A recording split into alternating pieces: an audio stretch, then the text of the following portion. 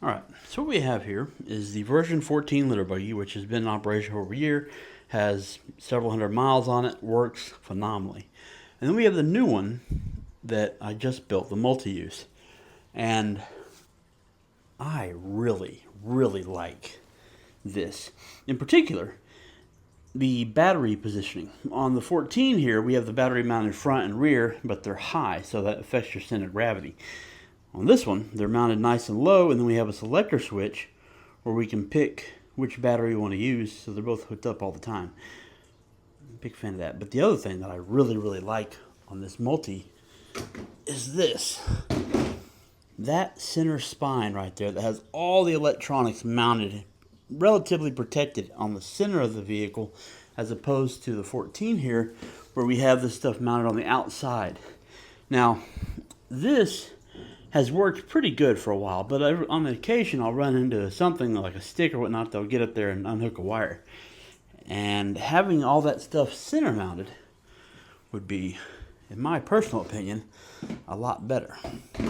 So the question for me is, can I make this like this? And the number one problem I'm going to have doing that is that the body, or not the body, the frame on the 14 was cut down. You see, on this one here, you see how the bumper sticks out in front of the wheels? On the 14, whenever you go up to a curb or something, you're always impacting wheel first to help you get over it. So I'd have to figure out how to mount the switch and put the rails and all that with a little bit of frame that I have there. But I can probably figure it out. Now, as an interesting little side note here, this, the multi-unit, came out a heck of a lot closer to this, the V10 system. We can see the similarities there. We both have a switch on the front to select the battery. The V10 carried two 12 amp hour Milwaukee batteries in the center, down as low as possible. And then we had the option for that more or less universal mounting plate, so we could put different buckets and stuff on it. Yeah, that thing works really good too, but it's fast compared to these suckers.